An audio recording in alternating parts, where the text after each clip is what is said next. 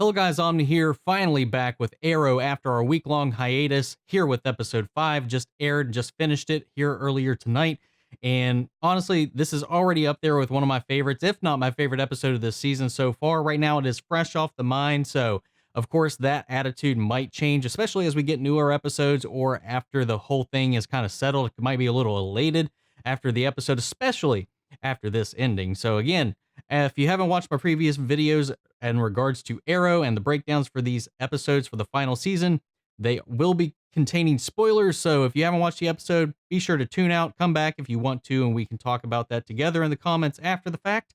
But I want to talk about some of the key things in this episode that really just kind of stood out. I'm not going to go breaking down the entire episode. So before this, last spoiler warning, if you haven't watched the episode, go ahead and tune out, come back, and we'll pick up where we left off. So here we go. So this episode picks up, and it very much is dealing in with Oliver's time in Russia.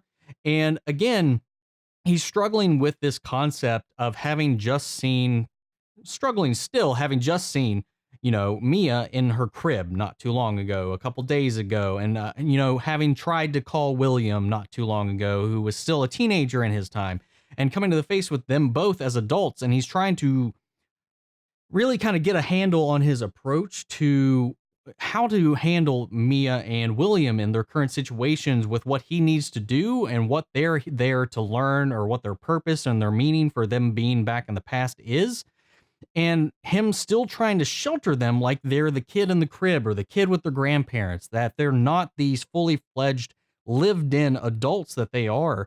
And that's really the kind of the arc that builds in this. And he's still trying to shelter them. The fact this is leading him back to Russia, one of the darkest periods of his time, definitely where he did the most questionable things, especially with the whole storyline with the Brodfa. And which I always really liked that, because I really enjoyed that whole part of his backstory and that little time that he did spend there. I really enjoyed that, especially the whole thing with Anatoly, even though I did not quite like the whole kind of forcing him into being a villain.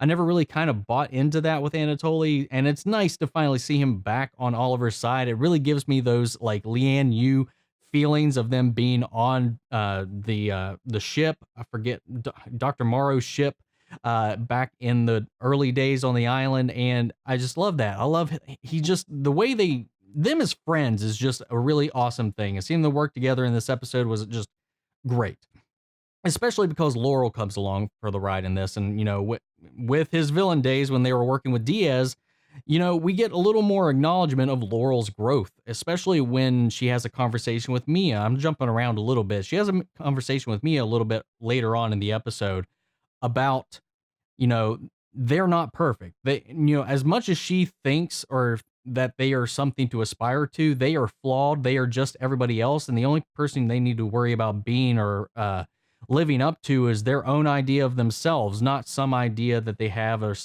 in their head of these idols that they've created for themselves. And also, I think, Laurel's taken a huge range of growth throughout these seasons, at least especially since the whole Diaz thing. We've seen her flip-flop, we've seen her falter, but she's really starting to come on her own, and she really proves that in this episode, especially when she goes to meet the Monitor for what she needs to do to save her world. And it's not the Monitor that she finds, but she finds Lila. And then that's confronted a little bit more about the two-faced nature of all of these things. And I think it really just kind of shows the kind of hypocrisy that she's been leading. And it just puts a spin on it. And then it also makes you wonder if she's actually going to go through with it. Honestly, myself, I would have been really surprised if she actually did give in and cave with the Monitor, especially with everything this episode had built up, because the all the little bits in this, I think this was one of the key things in this episode. The stuff with Oliver was great. The stuff with William was great. The stuff with Mia was great. The fight scenes with them were great. All of them breaking down these barriers between them all was really awesome to see. But I think this episode, more so than Oliver and his past, him dealing with this and dealing with his children now as adults and coming to terms with that, I think that even got a little overshadowed by Laurel in this episode and what was going on behind the scenes with this. Everything that was building up in this was really cool and really awesome. But it was that through line, her being faced with someone already on the team is now a betrayer, with Lila working for the Monitor, working against Oliver, John, and everybody else. And that just, you could see on her face how dirty it felt being there in that moment, taking the bait from the devil, that temptation that the Monitor was offering her, when they honestly have no, unless Lila knows something none of the rest of them know, or us, about what the Monitor truly intends. If he somehow really proved to her that what he's doing is the right thing, because we do know that she's Harbinger in this as well, so she is his right hand man in this, her right hand woman in this situation. And for good or for worse, it really, the peak of this episode, the twist at the end of this, Laurel's golden moment at the end of this, after being faced with Lila, the question of joining the Monitor and turning on everything that she's been building as far as her own personal growth and character, and being faced with that choice, especially after that unwitting, not unwitting, like that just happenstance pep talk that she actually needed from Mia, knowing what she is in Mia's future, what she becomes the hero that she's been hoping and wanting to be and fighting against becoming, or feeling like she's undeserving of it. And that's just, it showed through in that moment at the end of this episode, when she's like, I can't believe you're doing what you're doing. I'm not going to help you in your giant fashion freak show monster god of space, and betray everybody and do what they're doing. And it's like, you, and then the stinger reveal that she had snuck John and Oliver along with her to just let all of the lies go, drop all of the veils, and Lila is outed to everybody. The pain and shock on John's face.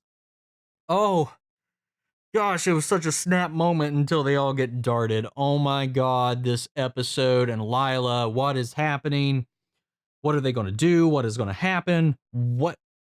Oh, because honestly, like I've said before, Monitor, as far as we know, should be able to tell everything that's going on, everything that Oliver is planning. I would assume that he has knowledge of everything that is going on right now. And I'm wondering at least, that if this is even Monitor, because we also know that he's messing around over in the Flash and Central City and stuff like that.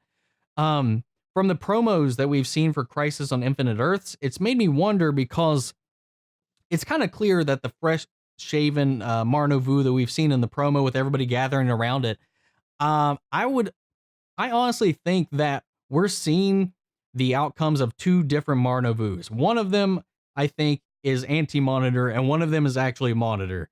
One of them might be working for the greater good. One of them might be manipulating everybody else for his needs.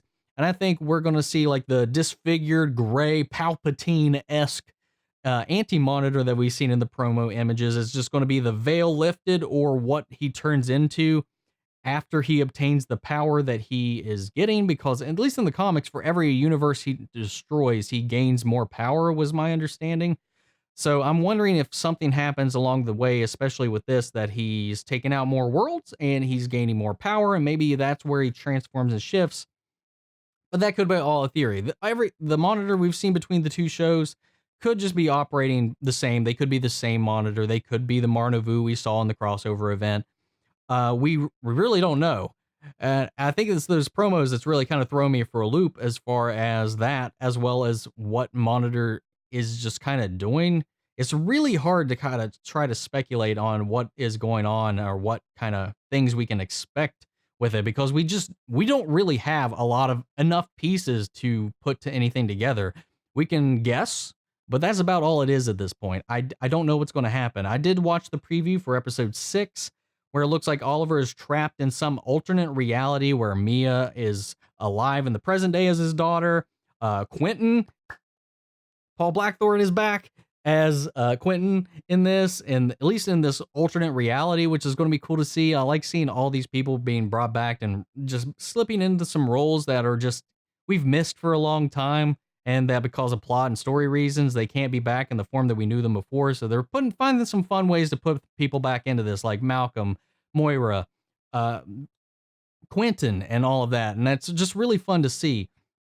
Another familiar face that popped back up in this was Roy. John, for his mission to Bialia to get some plutonium for their anti-monitor device weapon that they're building, takes him along for the ride. Knowing what he's learned from William and Mia and all that, he's again trying to circumvent the future that they were told about by, talking to Roy about what happened to him later, that no matter what he did, all he did was distance himself from the one thing that would help him, a support structure, a team. So he's again trying to change that by giving him that kind of foresight 20 years earlier, and he's back on the team right now. So they are making changes. So that gives me some hope, especially given centered around that Mark Guggenheim has confirmed that the Green Arrow and the Canary spinoff show will take place in 2040.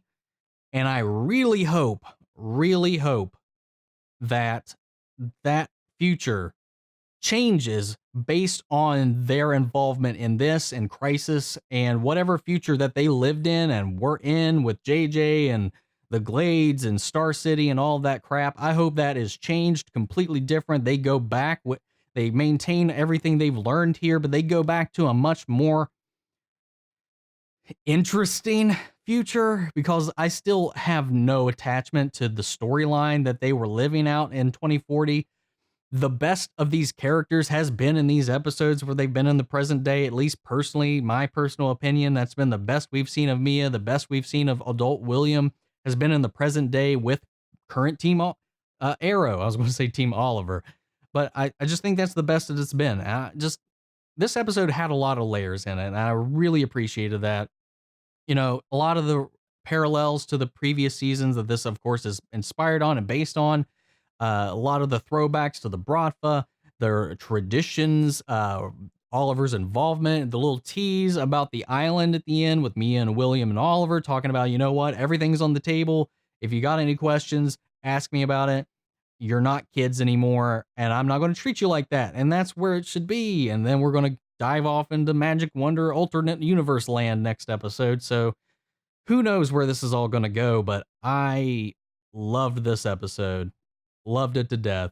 Brutal, awesome, cage fights, everything, emotional tap in moments, and it was a good one. This is a good one. I love this season so far, and it just makes me want more, but it's the end, and I'm just glad that they're ending it on these high notes. I love this season so much, and it's just going to make me miss Oliver even more when he goes, and again, change that 2040 that they go back to, and maybe I'll have a little more interest in your show. But right now, as much as I love William and Mia, they're going to have to work hard to sell me on that show, to get me like committed to that train. But, I don't really have anything else to talk about this. That's pretty much everything in this episode that there is to talk about. Of course, there's like a lot of padding build up. The way they interacted, work as a team was really fun to watch, and the way they interplayed and worked as a family unit and a team. And William being this kind of sit-in kind of guy behind this chair, or guy in the chair, the Felicity character, the Curtis character, all kind of mixed into one, as well as kind of actually being out in the field this time, which was really interesting to see him like play up the rich boy attitude, the playboy attitude that he's kind of built up in the future timeline. Kind of mixing all of his skills into one little thing was really cool to see. Yeah, I honestly, I can't really think of anything else in this episode that stood out. If there's something I missed, let me know in the comments, and we can have that conversation there. I can give you my thoughts on it down there, and I would just love to talk to you guys in the comments after this video, what your thoughts on the series is so far, this final season so far, and where you think this is going to go. How do you think this is going to go, all this is going to play out with Lila? I'm not all that versed in the actual comic line storyline for Crisis on Infinite Earths. I know most of what happens, but not the finer intricacies of it. So I'm not sure how much this lines up with Lila Michaels in that. As far as I know of Harbinger in the comics and the Monitor's little dynamic, this seems vastly different. But yeah, if you have any ideas, theories, whether it's in the comics or in this, let me know. there's some fun little bits. Maybe I'll make a video tomorrow about some of the promo images that came out regarding Crisis on Infinite Earth. Some fun little images that have popped up. We'll talk about tomorrow, maybe, if I have time to make a video. But if not, we can talk about those down in the comments here as well. But that's it. I got nothing else to say tonight, guys. Thank you all for tuning in. I will catch you guys next episode with the next episode 6 reset for Arrow, the final season. And hopefully they will continue not to fail this multiverse. And I'll catch you guys in the next video. Take care, everybody.